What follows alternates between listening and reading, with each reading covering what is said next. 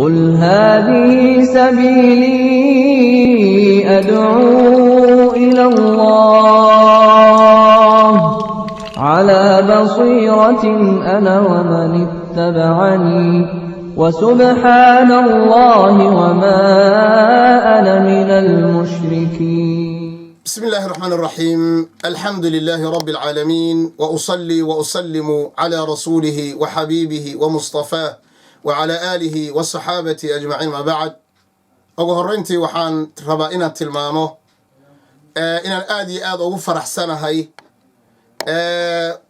arrintan hadda caawa hortayda taalla oo ah maamulka Zaylici Academic fariin degdega oo isoo gaarsiiyeen oo ku saabsan awal musaabaqadii ugu horeysay oo muntadihii aanu hore u sharaxnay oo multaqaha ahaa laga sameeyey oo dad aad u fara badan oo Scandinavianka ku nool, wiilal iyo gabdhaba, walow gabdhuhu ha u badnaadeena jazaahunna Allahu khayran, gabdhaha Soomaaliyeed cumuuman, gabdhaha yaryarka ah ee ayagoo waddan gaala jooga intay xijaabkooda qaateen cilmigooda cilmigii sharciga ahaa sida mataqaanaa tuubada ugula jira ee mar walba u orotamaya, aad iyo aad baan ugu ducaynayaa. qalbigaygana meel weyn bay ku leeyihiin gabdhaha Soomaaliyeed ee yaryarka ah. ma jiro meel khayr layskugu yeedho ilaa ayagibaa ugu soo hormaraya. idan musaabaqadan ayada ah dad fara badan baa ka soo jawaabay, laakiin dumar bay u badnaayeen. Scandinavianka oo dhanna way ka qayb qaateen. su-aalahana waa la wadi doonaa. waxaan rabaa inaan idinku sii bishaareeyo musaabaqada soo socota ramadaankay dhici doontaa.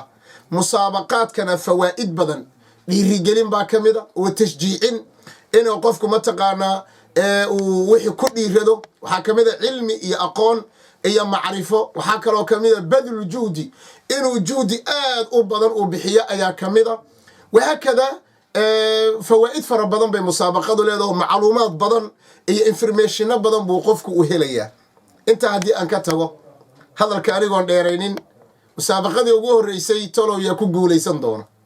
ma Zaynaba, ma Faatuma, ma Caliba, ma aniga, ma Sokorba, allahu aclam. laakiin tolow yaa ku guulaysan doona. maxaad u malaynaysaa? bal qof walbo adigu intaadan jawaabta aadan helin, bal qof walbo adigu qalbigaaga iyo waxaad qortay iyo waxaad adigu aad ka shaqaysay bal dib u eeg. tolow ma isleedahay waad guulaysan doontaa? daqiiqad kadib waxaad arki doontaan anigoo warqad kor u qaaday. tolow warqadda ayay noqon doontaa. saasayna ku wadi doonaa biidni illahi tabaaraka wa tacaala. warqadaha fara badan ee hadda dhuubka buuxinayeen hayo ayaan mid ka soo saari doonaa insha allahu tacaala. wiil iyo gabadh midku doono ha noqdee, qofka ayaa ku guulaystay awal musaabaqa. taariikhdaana qoraysa ma aha oo keliya, maxaa yeele waa kala labo. qofka gadaal ku guulaysan doono iyo musaabaqadii u horreysay qofka ku guulaystay, kala laba wey. taariikhdaa xusi doonta. bismi illaahi calaa barakati illaah. ilaahayow ku hagaaji gacantayda qofka aad isleedahay wakaa gabadhaasay ku hagta ama wiilka insha allahu tacaala. haddii aan la yidhaahdo Fardowsa Xasan Sahal, gabadhaas baa magacaas haddii aad ku qaban karto. Fardowsa Xasan Sahal ayay gacantaydu soo qabatay. fahanii'an laki, waan kugu tahniyeynayaa inaad Zaylici Academy qaybta musaabaqaadka, muntadaha qaybta musaabaqaadka, inaad nasiib u heshay gabadha ugu horreysay oo maxaa la yidhaahdaa iikeen musaabaqada ku guulaysatay. gacantaydana ilaahay baa lahaa, ilaahay baaba iskale, asagaana ku aadiyey. adna markaad qalinka aad ku soo qoraysay ama aad soo qoraysay musaabaqada maada islahayn, laga yaabo inaad adu soo bixin. fahanii'an laki, waan kuu ducaynaynaa. adiga gabdhaha kalena maxaa leeyahay sidoo kale iyo wiilasha kale dhammaan waanu u ducaynaynaa. waxaan leenahay mabruuq calayki, mabruuq calayki.